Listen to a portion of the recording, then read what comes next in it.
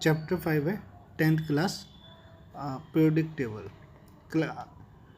तो इसमें है अब हमारे पास आता है मॉडर्न पीरियोडिक टेबल। तो अब तक जितने ने भी टेबल बनाई थी पीरियोडिक टेबल एलिमेंट की, वो सभी एटॉमिक मास के ऊपर थी। फिर हेनरी मोजले आए, उन्होंने एटॉमिक नंबर के ऊपर पीरियोडिक टेबल बनाया। तो atomic number of an element is more fundamental property than atomic mass. तो एटॉमिक नंबर से मोर फंडामेंटल प्रॉपर्टी का आइडिया लगता है। According to modern periodic law, the property of elements are periodic function of their atomic mass atomic number. तो periodic function of their atomic number. इसके बाद ये modern periodic table है। Modern periodic table में ये metal हैं, ये सारे क्या हैं, मेटल हैं। और ये वाले ये सभी क्या हैं, नॉन मेटल है। और हाइड्रोजन भी किस में आता है, नॉन मेटल में आता है। इसके बाद मेटलॉइड, ये जो कलर अलग कलर का है, ये हो गया आपका मेटलॉइड। तो हमें इसमें क्या पता पड़ता है, हमारे मेटल सेपरेट हैं, नॉन मेटल सेपरेट है और मेटलॉइड भी सेपरेट है। तीनों को अलग अलग रखा गया है। इसके बाद अब मॉडर्न पीरियोडिक टेबल को याद करने का तरीका क्या होता है।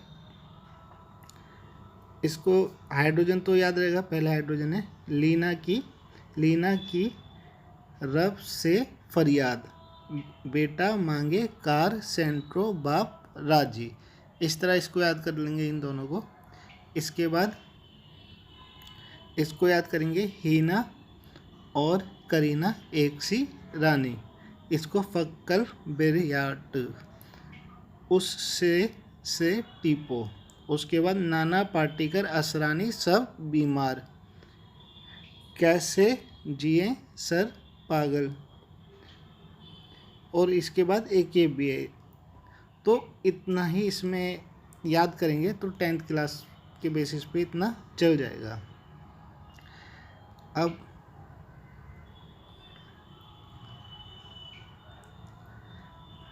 तो explanation for the position of isotopes, same atomic number put at one place in the same group.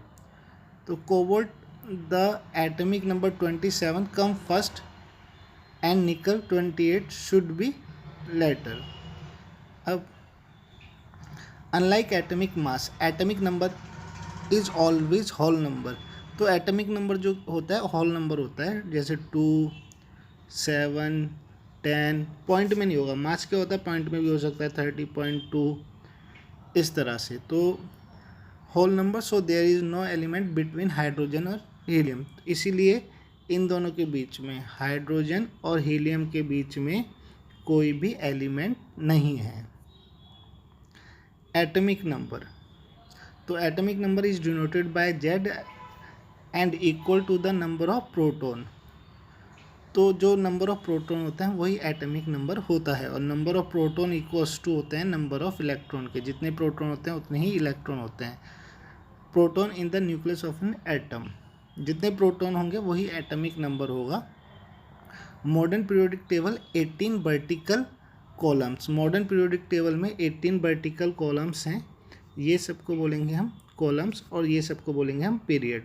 तो टोटल 7 पीरियड है, और 18 क्या है, कॉलम्स हैं, या फिर ग्रुप भी बोल सकते हैं इनको। 18 वर्टिकल कॉलम, इनको ग्रुप बोलते हैं, और 7 वर्टिकल रोज, इनको हम क्या बोलेंगे, पीरियड। तो इसमें 7 क्या है, इस तरह से पीरियड है, और 18 ग्रुप्स हैं मॉडर्न पीरियोडिक टेबल में। नेक्स्ट आता है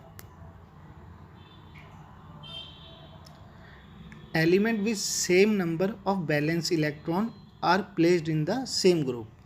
तो लिथियम का जो एटॉमिक नंबर होता है 3 होता है, इलेक्ट्रॉनिक कॉन्फ़िगरेशन कितना हो गया, 2, 1। आपको पता है न्यूक्लियस, ये न्यूक्लियस है, न्यूक्लियस के बाद पहले में आते हैं 2, इसके पास टोटल 3 होते हैं लिथियम के पास, तो अगले में कितने आएंगे, 1। तो इसीलिए हम लिखते हैं लिथियम 2 एक इलेक्ट्रॉनिक कॉन्फ़िगरेशन। सोडियम का 11 होता है। तो ये न्यूक्लियस हो गया सोडियम का, पहले में 2 आता है, उससे अगले में 8 आता है, और उससे अगले में भी 8 आता है। मगर इसके पास 11 है तो कितना बचा? 1, क्योंकि 2 इधर आ गया, 8 इधर आ गया, 1 इधर आ गया। पहले में 2 ही देते हैं, उससे अगले में 8 देते हैं, उससे अगले में भी 8, मगर इधर 1 ही बचा है इसके पास। तो इसका इलेक्ट्रॉनिक कॉन्फ़िगरेशन हो गया ये 281। ऐसे ही पोटेशियम का हो गया, इसका एटॉमिक नंबर होता है 19। तो 2881 इसका इलेक्ट्रॉनिक कॉन्फ़िगरेशन हो गया। अब यहाँ पे एक चीज़ दिख रही है, सबका बैलेंस इलेक्ट्रॉन, बैलेंस मतलब आउटर मोस्ट इलेक्ट्रॉन जो है वो कितना है? 1 है। तो इससे क्या पता पड़ा कि जिनकी बैलेंस ही सेम है उनको एक ग्रुप में रखा है, लिथियम, सोडियम और पोटेशियम। तो यहाँ पे देखिए लिथियम, सोडियम, पोटेशियम, इसकी वैलेंसी कितनी है? 1। तो इसको इसमें रखा ग्रुप 1 में। इसकी वैलेंसी कितनी है? 2 है, तो इसको ग्रुप 2 में रखा। इन सभी की ऐसी इन सब के क्या है? ग्रुप बटे हुए हैं इनके बैलेंसी के बेसिस पे, बैलेंस इलेक्ट्रॉन पे, इसलिए उनको एक ही ग्रुप में रखा गया है। तो यहाँ पे लिखा हुआ है द आउटर मोस्ट और valence shell in all the 3 contain 1 electron. Valence shell जो है ये आउटर मोस्ट में 1 इलेक्ट्रॉन है। These element have placed in same group, इनको सेम ग्रुप में रखेंगे। Number of shell increase as we go down, हम जैसे जैसे नीचे जाएंगे नंबर ऑफ सेल बढ़ते जाएंगे इस तरह से। इसमें 2 थे, फिर 3 आएंगे, फिर 4 आएंगे, ऐसे नंबर ऑफ सेल बढ़ते जाएंगे। Element with same number of occupied shell are placed in same period. तो element with same number occupied, तो जिनका बैलेंस 1 है वो सेम बैलेंसी वाले को एक ही ग्रुप में रखेंगे। These element have same number sales.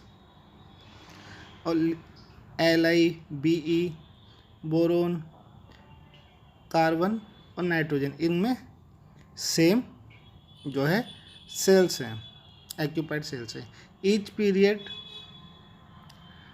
तो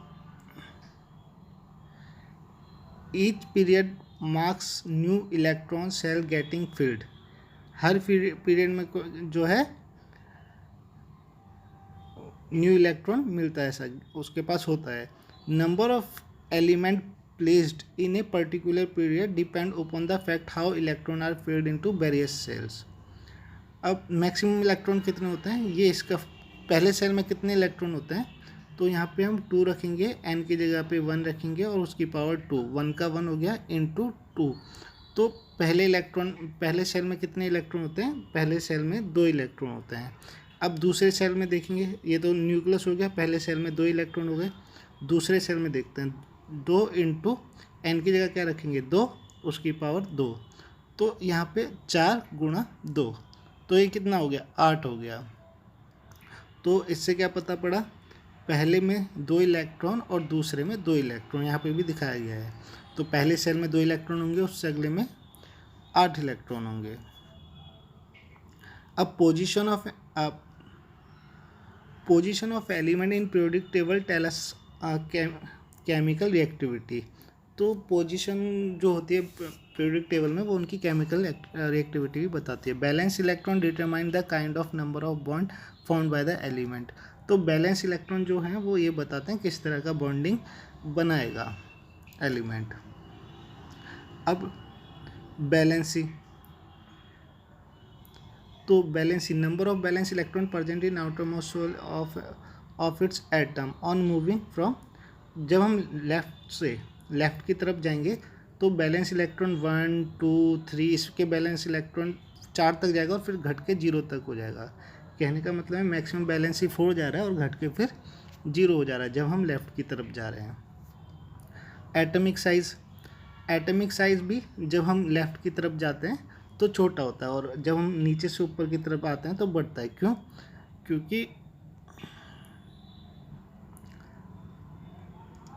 इधर देखेंगे हम लिथियम का एटॉमिक साइज देखेंगे तो लिथियम का कितना बनेगा सेल, ये न्यूक्लियस 1 और 2, तो ये न्यूक्लियस का हो गया, इसमें 2 ही सेल होंगे।